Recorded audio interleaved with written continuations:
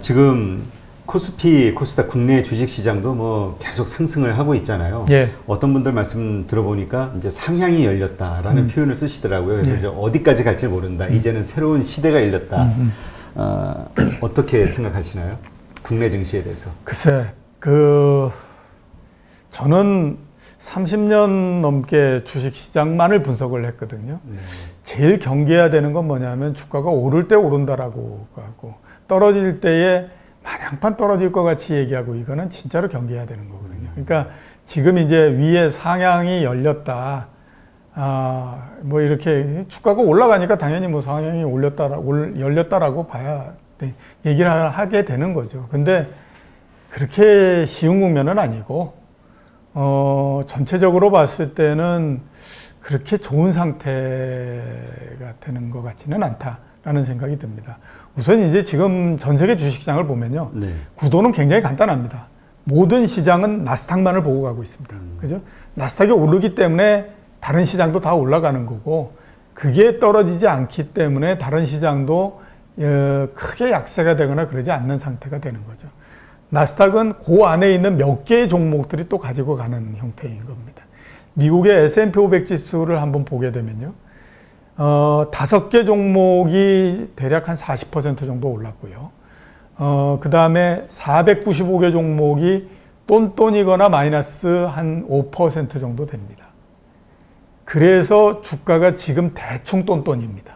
그러니까 한 5개 종목이 모든 거를 다 해결해 버린 거고, 그 5개 종목이 나스닥도 다 끌어올린 거고, 그 5개 종목이 모든 세계의 주식시장을 다 끌어올렸을 뿐만 아니라 안정화시키고 있는 상태인 거죠. 그 5개가 어떤 건가요? 애플, 아마존, 구글, 뭐 이런 거죠. 그게 이제 뭐 시가총액 따지면 애플이 지금 우리나라의 1.5배 정도 되죠. 그 다음에 아마존 이런 것도 우리나라의 1.3배 정도 됩니다. 그러니까 이제 그런 거 다 따지면 굉장히 커지는 형태죠. 애플, 아마존, 구글만 따지더라도요, 시가총액이 5조가 넘거든요. 5조면 어느 정도냐면 일본의 GDP가 5조입니다. 5조 달러. 그러니까 그게 얼마나 크겠습니까? 그렇죠. 그러니까 그 종목들만을 바라보면서 전 세계 시장이 가고 있는데, 그러다 보니까 에너지가 글로 쭉 이렇게 모이는 거잖아요. 근데 이게 계속 간다.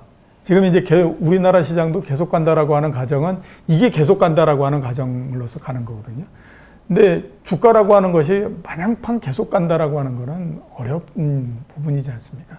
그러니까 이제 그게 쉽지 않다라고 봐야 되는 거고, 그래서 이제 그게 하나 걸린다 이렇게 봐야 되고, 그 다음에 이제 내부적으로 우리가 한번 보면요, 이번에 보셨던 것처럼 삼성전자 같은 경우가 확 이렇게 수급이 몰릴 때에 잠시 올랐다가 그 다음에 보면 다시 힘이 약해지잖아요. 그러니까 이번 국면에서는 삼성전자가 정확하게 자기의 힘을 가지고 밀고 가는 국면은 아니다라고 볼 수가 있는 거죠. 대신에 이제 올라가고 있는 거는 뭐 2차 전지, 그 다음에 뭐 바이오, 그 다음에 또 뭐 게임, 언택트가 하는 이제 뭐 인터넷 뭐 이런 거지 않습니까? 이게 모두 다를 한번 우리 따져보면, 야, 이게 만만치 않은데? 이렇게 이제 봐야 되잖아요. 바이오 주식들이 지금 굉장히 많이 올라가서 정말 히어로가 돼 있습니다. 한미약품이 다시 뭐 어디하고 계약을 했다라고 하니까 상한가가 되면서 다른 그 바이오 주식들도 쭉 끌어올려서 막 이렇게 하고 있잖아요. 그렇기는 하지만 이게 보면 가장 큰 재료가 되고 있는 것이 코로나19 백신이나 치료제를 만들 거다라고 하는 거잖아요. 지금 거기에 참가하고 있는 회사들이 세계적으로 보면 100개가 넘거든요. 백신 같은 경우는 제1번으로서 지금 뛰고 있는 게 영국의 아스트로제네카, 그 다음에 미국의 뭐 모더나, 그 다음에 뭐 이런 거지 않습니까? 세계 5개. 그런데 거기에는 거의 2상, 3상까지 다 진행이 된 거거든요. 그러니까 백신은 거기에서 나온다라고 봐야 됩니다. 치료제도 미국이나 이런 데서 나온다고 봐야 되거든요. 그러면 지금 하고 있다라고 하는 데는 다 비용만 치르고 끝나게 되는 거죠. 그와 동시에 저쪽에서 이미 개발을 했기 때문에 이제 더 이상 치료제나 백신이라고 하는 재료는 더 이상 나오지 않는 거죠. 상실되는 형태가 되지 않습니까? 그러면 그게 나오는 순간서부터 바이오 주식들은 굉장히 어려워질 수밖에 없는 형태가 되는 거죠. 그죠? 그 다음에 이제 우리 뭐 그래서 네이버 막 이런 얘기를 하지만 물론 네이버가 다른 걸로 해서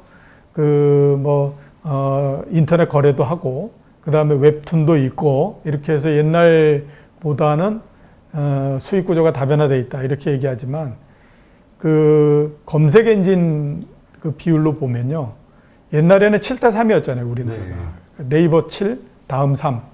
지금은 보면 네이버가 한 56%, 그 다음에 이제 그 구글이 한 30몇 %, 그 다음에 다음이 한 6% 이렇게 되거든요. 다음이 6%라고 하는 거는 다음은 검색 엔진으로서의 기능이 거의 상실돼 가고 있다라고 하는 겁니다. 그렇죠. 그러니까 이런 그 자기의 본업이 되는 것에서 줄어들게 되면 부수적으로서 돼 있는 거는 당연히 시간이 지나면서 더 약해질 수밖에 없습니다. 그러니까 이런 약점들을 가지고 있는 거거든요. 그러니까 이 우리나라의 성장주다라고 얘기하는 것들이 마냥판 계속해서 가기는 어렵다라고 봐야 되는 거죠. 그렇게 보면 시장 내적으로 여러 종목면이나 이런 데서도 조금 문제가 있을 수 있는데 이런 생각이 들고, 외부적으로 보게 되면 나스닥 이런 것들 거에서 그렇게 많이 가고 그랬으니까 이것도 과연 진짜로 계속해서 갈 수 있겠어? 이런 이제 생각이 든다라고 하면, 거기에다가 앞으로 뭐 경제나 이런 것들이 갑자기 좋아져서 막 올라가는 것도 아니고, 이제서부터 보면 한 4분기 정도부터 꺾여서 그 다음서부터는 이제 옆으로 쭉 가거나 조금씩 내려가거나 이런 형태가 되면 이거 정말 만만치 않은 국면이 되는 거거든요. 그렇기 때문에 위가 열려 있다 이렇게 저는 보이지는 않습니다. 그렇기 때문에 너무 흥분하실 필요 없다 이렇게 이제 보입니다. 이번에 뭐 동학개미라고 하죠. 뭐 미국은 로빈후드라고 하고, 그러니까 개인들이 그러니까 개인들이 좀 더 똑똑해졌다라는 뭐 표현을 하시는 분도 있고요. 과거에 이러한 그 폭락의 경험이 그 어떤 약이 돼서 오히려 이럴 때가 돈 벌 수 있는 기회다라고 생각하는 사람들이 많아졌다. 이게 이제 결국 동학개미나 로빈후드의 기본을 깔고 있는 것이다라고 하시는데, 그러면서 이 사람들의 심리가 그러니까 강력한 매수세가 하나 생긴 게 아니냐. 뭐든 떨어지면 살려고 하는. 그러니까 조정이라는 게 그렇게 쉽게 오지 않는다. 이런 얘기하시는 분들도 있더라고요. 그러니까 동학개미 운동, 그래서 개인 투자자들이 똑똑해졌다. 그거는 제가 봤을 때 주가가 1400에서부터 한 1700, 1800 이때까지는 맞는 얘기고요. 지금은 그거는 통하지가 않고, 지금 단계는 어떤 단계냐면 모든 주식들이 특히 성장주나 이런 것들이 마지막 국면에서 팍 이렇게 막 쏴지면서 막 그 시세가 엄청나게 분출이 될 때에 그때 사람들로서 돌아가 있는 형태이거든요. 그러니까 그러니까 제일 초기에 우리가 뭐 동학개미 운동 뭐 하고 뭐 이렇게 했을 때 그거는 이성적인 판단으로 인해 영역이고요. 주가가 이렇게 이제 막 쏴지면서 막 이렇게 가는 거, 이건 본능적인 단계입니다. 그러니까 본능적인 단계에 뭐냐 하면 왜 그런 거잖아요. 사람은 모두 다가 욕망이라고 하는 것을 갖고 있고 탐욕이라고 하는 것을 갖고 있기 때문에 어떤 시점을 지나게 되면 그 다음서부터는 이성적인 판단하는 것보다는 자기의 그 본능적인 형태로서 돌아가는 것이, 그거는 만고불변의 진리가 되는 거거든요. 그렇기 때문에 이제 막 엄청나게 그 고평가가 돼버렸다가 거기에서부터 엎어졌다가 막 이런 형태가 나오는 건데, 지금 단계는 정확하게 보게 되면 이제 그런 그 본능이 이제 발동을 하는 단계, 이런 단계로서 들어갔다라고 봐야 되는 거죠. 그러면 우리가 이제 지금에서 보면 이게 주가가 올라가기 때문에 이 많은 돈들을 갖고 있으니 이게 떨어지기만 하면 다시 사서, 그래서 이거 떨어지지 않는다, 이제 이렇게들 얘기를 하게 되는 거죠. 근데 우선 보면 그렇게 된다라고 하면 버블이라고 하는 것이 터지는 경우는 없다라고 봐야 되죠. 버블이 터지는 거는 다 모두 다가 이거 안심할 수 있고 이런 백그라운드가 있기 때문에 절대 이렇게 되지 않을 거야 라고들 얘기를 하지만, 그게 안 맞기 때문에 엎어지는 형태가 되는 거거든요. 근데 이제 지금은 보면 그 버블이 이렇게 망가질 수 있는 단계까지 이미 진행이 됐기 때문에 그렇고요. 두 번째 보면 이제 돈이 굉장히 많아서 이거는 올라갈 때엔 올립니다. 올라가기 때문에 조금만 떨어지면 주식을 사서 받칠 수 있고 그 다음에 또 이렇게 할 수 있고 이렇게 가지만, 떨어지게 되면 완전히 판은 달라지는 거거든요. 그 다음에 또 지금 이제 뭐 그 고객예탁금이 뭐 45조, 48조 이렇게 돼서 이 많은 고객예탁금을 가지고 있으니 이게 얼마나 그 대단한 건 줄 알아? 이렇게 이제 얘기하잖아요. 45조 따져보면 우리나라의 주식시장의 시가총액이 1,500조니까 3% 정도 되잖아요. 네. 옛날로 한번 따져보시면요. 우리나라 시가총액이 100조일 때에 3조 정도만 되면 되지 않습니까? 네. 옛날에 주가가 한참 오르고 그럴 때에 고객예탁금이 4조 2천억 원 이 정도까지 올라가고 했거든요. 그러면 그 당시로 따지면 시가총액 대비해서 4.2%인 겁니다. 지금으로 따지면 60조가 넘는 돈이 주식을 사겠다고 들어와 있는 형태인 거예요. 그런데도 보면 주가가 꺾이면 대책이 안 서는 형태가 돼버리거든요. 그러니까 그거는 잘 맞지 않는다라고 봐야 되고요. 심지어 우리나라 같은 경우는 어떤 일이 있었냐면 옛날에 정부가 발권력을 동원해서 주가 하락을 막겠다라고 얘기한 적이 있어요. 발권력을 동원한다는 건 뭐냐면 조폐공사를 돌려서 돈을 찍어가지고 그 돈을 갖고 와서 주식을 사서 떨어지지 않게 막겠다라고 하는 거예요. 그게 얼마나 정말 엄청난 그렇죠. 일입니까? 그런데도 그건 막아지지 않거든요. 그렇기 때문에 지금은 주가가 오르기 때문에 얼마든지 많은 논리들과 그 다음에 떨어지지 않는다라고 하는 논리들을 만들어낼 수 있지만 이게 방향이 바뀌게 되면 완전히 다른 세상이 된다라고 하는 거를 좀 생각을 하셔야 됩니다. 네. 이번에 뭐 한국은행에서 얘기를 했나요? 국내에 지금 3,000조의 유동성 자금이 흘러가고 있다고. 그러면서 지금 말씀하신 대로 그 시장이 이렇게 이제 일단 떨어지게 되면은 이제 그런 논리가 적용이 될 수 있는데 과연 떨어지는 그런 어떤 환경이 이런 풍부한 유동성 자금을 봤을 때 생기겠느냐. 이런 아예 그 질문을 하시는 분이 있거든요. 그러니까 그 시중 부동자금이 몇 조 다라고 하는 얘기는 그건 굉장히 오래전서부터 나왔던 얘기예요. 아, 그래요? 그러니까 한 30년 전 정도에는 시중 부동자금이 90조 정도인데 이 많은 자금들이 이게 정말 이 난리다 이런 얘기했거든요. 그게 이제 전체적으로 금융자산이 커지고 국가경제가 커지다 보니까 점점 액수가 커져가지고 지금은 이제 1,000조가 넘는다. 이제 이런 얘기가 된 거죠. 근데 돈이라고 하는 거는 지금 시점에서도 다 들어가 있어야 되는 곳에 다 들어가 있는 겁니다. 그러니까 이제 1,000조가 된다라고 하는 거는 따져보면 이런 것들도 있는 거거든요. 그러니까 요구불 예금 이게 보면 오늘 당장 뽑을 수도 있고 이렇게 하니까 요구불 예금이 우리나라에 한 30조. 그러니까 이거는 유동자금. 그러니까 일로 집어넣고 이렇게 하는 거거든요. 근데 30조라고 하는 요구불 예금을 넣어놓게 되면 그거는 다 이유가 있는 거예요. 그러니까 기업이 결제하기 위한 자금으로서 넣어놓는다든지 다 이유가 있는 거지 않습니까? 그 다음에 개인들이 MMF를 넣어놓는다. 그게 한 10몇 조 된다. 그것도 또 다 이유가 있는 거거든요. 그렇기 때문에 돈이라고 하는 거는 다 이유가 있어서 이유가 있는 곳에 다 들어가 있는 거지 이게 부동화되어 있는 것이 아니다라고 하는 겁니다. 물론 중간에 보면 일정하게 어느 정도의 회색지대는 항상 있습니다. 그렇기 때문에 그 회색지대에 있는 돈들이 만약에 채권과 주식이다라고 하면 주식과 채권 사이에 회색지대에 있는 돈들이 있거든요. 그게 이제 주식이 굉장히 좋게 되면 회색지대에 있는 자금 중에 일정 부분이 주식으로 넘어오고 이러는 것들이 있기는 하지만 채권에 있는 이 모든 자금들이 다 주가가 올라가니까 일로 다 간다. 그래서 이거는 모두 다 부동자금이니까 일로 따지고 이거는 맞지 않는 거거든요. 그래서 돈은 현재의 어느 구석에든지 다 자기가 가 있을 곳에 있기 때문에 이 모든 거를 다 놓고 그래서 이게 된다 이렇게 가는 거는 굉장히 모순된 얘기 중에 하나다라고 보셔야죠. 네, 그렇군요.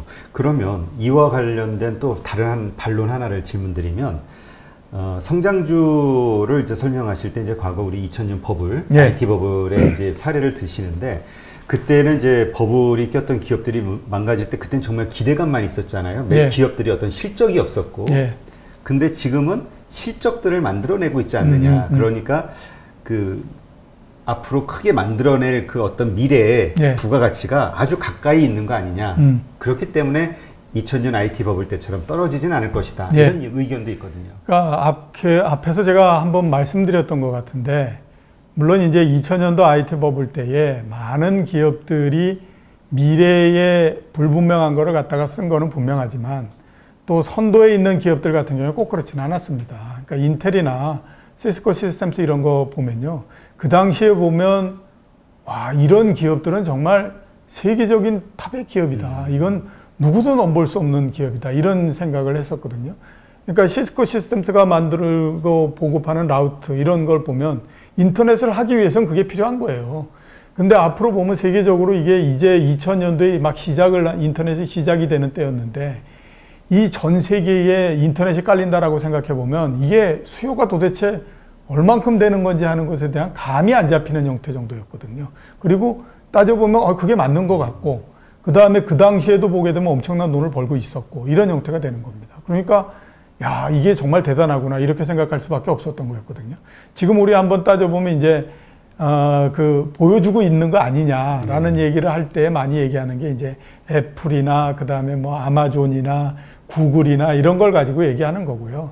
나머지 이하에 있는 많은 종목들은 보면 그때나 지금이나 허황된 얘기하는 거는 비슷비슷하지. PDR. 예, 그렇죠. 뭐 지금이 그때보다는 약간 못할 수는 있어도 지금은 전적으로 그건 아니야라는 거는 아니잖아요. 보여주고 있는 거다라고 하는 건 위에 있는 몇 개 정도를 가지고 얘기하는 거거든요.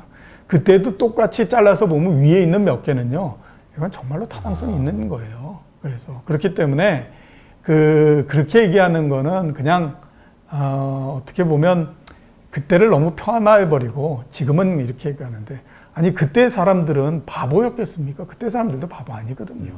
그렇기 때문에 그렇게 볼 수는 없다라고 봐야 되죠. 네, 그렇군요. 그러면 이번에 유동성과 관련해서 지금 아까 말씀하셨듯이 달러가 약세다 보니까 모든 글로벌 자금들이 이제 수익을 찾아서 이동을 하고 있는데 특히 신흥국 쪽으로 많이 이동을 하고 있다. 이런 데이터가 나오고 있잖아요. 뭐 그래서 외국인들의 어떤 매수세가 우리 국내 주식시장에도 상당한 액수가 들어올 것이다. 이런 기대감을 표하는 분들이 있거든요. 그러니까 결국은 그 힘에 의해서 또 사실 우리가 이제까지 증시 격언 중에 외국인이 들어올 때 매수해라 이런 얘기가 있었잖아요. 그때서부터 본격적인 상승이 있을 것이다. 어떻게 보시나요? 삼성전자가 올라가고 삼성전자 이제 땡기면서 하루에 1조 2천억 원 그 순매수라고 했을 때는 드디어 이제 시작이구나 이런 이제 얘기를 했죠. 근데 그 이후에 이제 삼성전자가 좀 뜸해지면서 뭐 점점 이제 액수가 줄고 지금은 이제 그런 얘기를 하기가 상당히 좀 겸연쩍어진 상태가 됐죠. 외국인 매수는 당분간 그렇게 크게 증가하거나 그럴 가능성은 별로 없다라고 봐야 됩니다.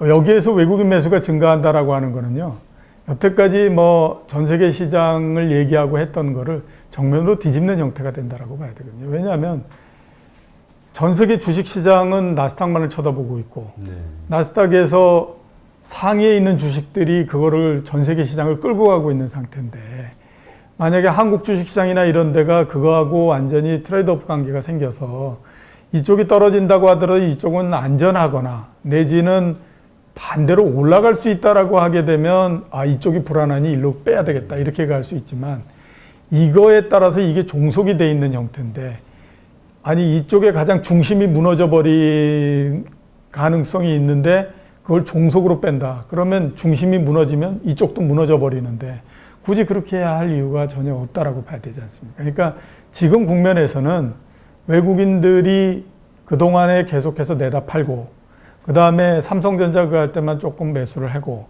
그 다음에 또 매수가 줄어들고 이러는 거는요. 그런 현재의 전 세계 시장의 구도를 봤을 때는 이건 극히 정상적인 판단을 가지고 하고 있는 거다. 이렇게 봐야 되는 거지. 여기에서 이제 외국인들이 계속 많이 들어와서 이거는 이제 별로 그렇게 타당한 건 아니고요. 그 다음에 이제 외국인이 들어온다고 하더라도 수급이라고 하는 건 일정하게 한계를 가지고 있는 게임입니다. 제일 처음에 만약에 이제 매도를 쭉 하다가 어느 날서부터 매도를 하기 시작해서 그 다음날 갑자기 막 한 1조씩 매수를 해버린다. 이번에 보는 것처럼. 그러면 그 시점에는 매도가 매수가 됐기 때문에 위력이 2배가 돼버리는 거죠.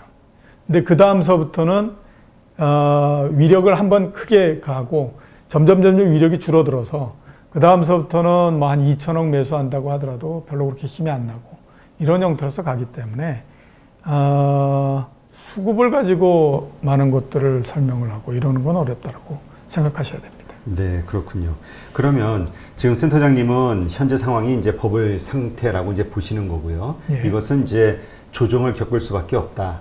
라고 이제 생각하시는 건데, 그러면 그 조정의 시간이 다가오기 위해서는 뭔가 변곡점이라는 게 필요하잖아요. 네. 어떤 징조들, 어떤 것들 때문에 그 조정의 빌미를 주게 될까요? 조정의 빌미는 특별한 건 없습니다.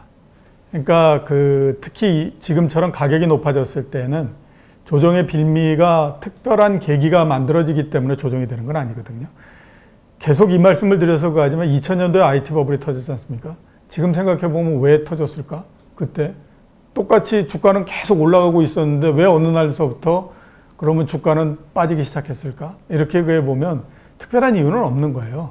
그 당시에 이제 다 정리를 하고 난 다음에 떨어지기 직전에 있었던 이벤트를 가지고 얘기할 때 이런 이벤트가 있었어라고 얘기할 때 했던 게 뭐냐면 AOL, 그러니까 아메리칸 온라인하고 타임워너가 합병을 했거든요. 네네. 당시까지만 하더라도 M&A는 굉장히 좋은 재료였어요.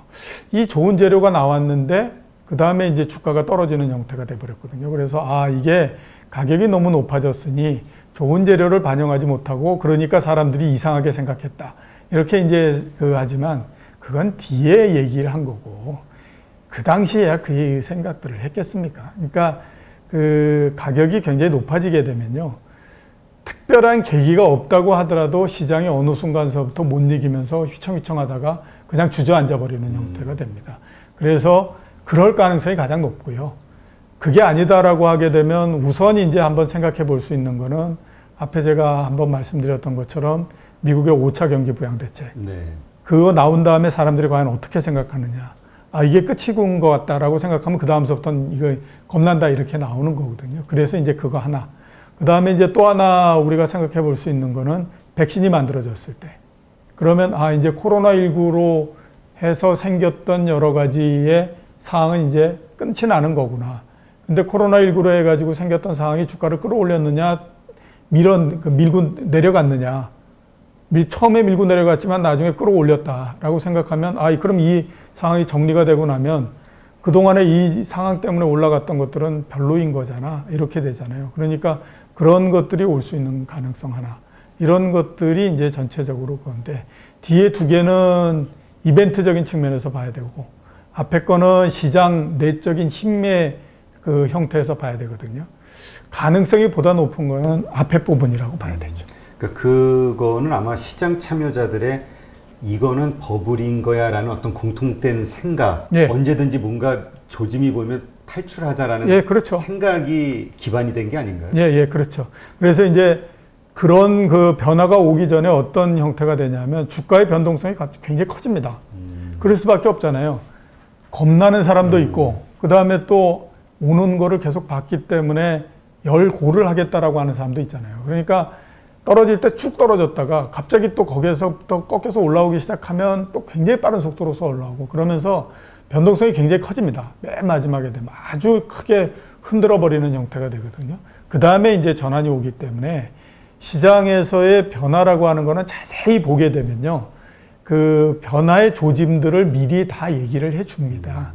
근데 사람들은 각자의 논리나 그 다음에 각자의 아무튼 이해관계에 얽혀서 모습들을 무시를 해버리기 때문에 안 보여서 그런 거죠. 시장은 그 전에 항상 얘기를 하거든요.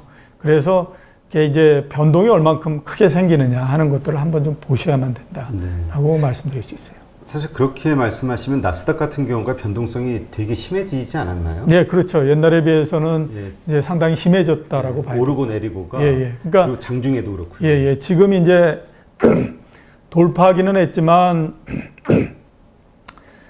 1700 부근에서 걸려서 이렇게 쭉 하다가 이제 조금씩 올라가기도 하고 뭐 이런 형태지 않습니까? 이제 이런 것들을 어떻게 보느냐 하는 거에 관한 관점이죠. 그러니까 이게 주가가 쭉 올라간 다음에 드디어 위에서 이제 굴리면서 에너지를 쭉 소모해 가는 과정이다. 이렇게 볼 수도 있는 거고. 그렇고요. 그 다음에 이제 우리나라 같은 경우에는 2100포인트를 넘고 막 이렇게 하면서 특히 이제 최근에 보면 막 바이오 뭐 이러면서 막 팡팡 터져버리지 않습니까? 이건 이제 나쁘게 보게 되면 시세를 확 분출해버리는 과정. 이런 걸로 이제 볼 수 있거든요. 그러니까 이런 신호들이 나올 때마다 그냥 보시지 마시고 이게 왜 이럴까라고 하는 거를 한 번 정도로 계속 의심을 하시고요. 의심을 하게 되면 나의 전략이 여러 개로 생길 수 있는 겁니다. 이게 이런 거에서 이렇게 볼 수도 있으니 만약에 가격이 여기에서부터 밀리는 형태로서 된다라고 하면 나는 이렇게 전략을 하겠다라고 하는 생각을 할 수 있기 때문에 아주 지금서부터는 시장을 그냥 보시지 않고 세밀하게 보셔야 되고요. 그 다음에 나의 이해관계가 있다라고 하더라도 반대쪽에서 어떤 일이 이루어질 수 있는 가능성이 없을까라고 하는 거를 항상 의심해 가면서 좀 접근을 하시는 게 굉장히 중요하다고 봐야죠. 네. 저는 지금 센터장님이 말씀하신 그 의심해보는 거, 이게 네. 되게 중요하다고 생각이 되는 게 어느 순간부터 시장 많은 참여자들이 연준이 도와줄 거야. 예. 기대감으로 연준을 무조건 믿는 그렇죠. 상황이 돼버리고 예. 어려워지면 연준이 도와줄 거야. 예. 빠지면 또 연준이 뭔가 대책 세울 거야. 예. 이것 때문에 이제 안심하고 가는 분들이 많이 있더라고요. 그렇죠. 그러니까 주가가 1,800 부근에서 한 달 반 정도로 이렇게 머물렀잖아요. 그때만 하더라도 많은 사람들이 굉장히 걱정을 했습니다. 이게 이제 꼭지일 거다라고 하는 의견들이 굉장히 많아지는 형태였거든요. 근데 그게 거기를 뚫고 올라가서 지금 2,200을 넘어서 2,300을 바라보는 순간이 되니까 지금은 어떤 거냐면 모든 증권회사들이 나오는 레포트도 보고 그러면요.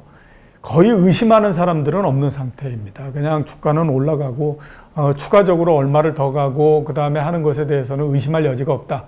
이렇게 이제 얘기를 하는 상태거든요. 저는 오히려 1,800 이런 때 의심을 할 때는 그때는 별로 그렇게 뭐 문제가 될 건 없는데 많은 사람들이 이제 의심하지 않고 하는 국면이 되니까 조금 사람들이 너무 이 시장을 편하게 보는 것 같다. 이런 생각이 들어서 편하게 본다라고 하는 거는 참가에 들어온 사람들이 많은 거잖아요. 네. 내가 주식을 갖고 있기 때문에 나는 올라간다고 보는 거니까 그러면 오히려 좀 위험할 수 있겠는데 이렇게 생각이 됩니다. 네, 그렇군요. 네, 한번 그 방송을 보시는 분들도 뭐 계속 좋게 잘 가면 좋겠지만 어쨌든 모든 거는 또 만에 하나를 대비하는 거니까. 그렇죠. 예, 오늘 센터장님이 말씀하신 것처럼 약간 지금의 여러 가지 요소, 환경들을 의심해보는 한번 시간을 가져보시면 어떨까. 그리고 어떤 그 말씀하신 그런 여러 예후 징조들이 보였을 때 어떤 식으로 내가 탈출할 것인가에 대한 방법들, 전략도 그렇죠. 세워놓으시고 뭐 하여튼 돈을 잃는 것보다 돈을 버는 것보다 잃는 거를 막는 게 그렇죠. 지키는 게 훨씬 더 중요합니다. 그런 말씀들을 많이 하시더라고요. 네, 알겠습니다. 네, 오늘 이렇게 글로벌 경제 환경서부터 국내 주식시장의 여러 가지 면을 이렇게 깊은 인사이트로 설명을 해주신 이종우 전 리서치 센터장님께 감사 말씀드립니다. 예, 고맙습니다. 감사합니다.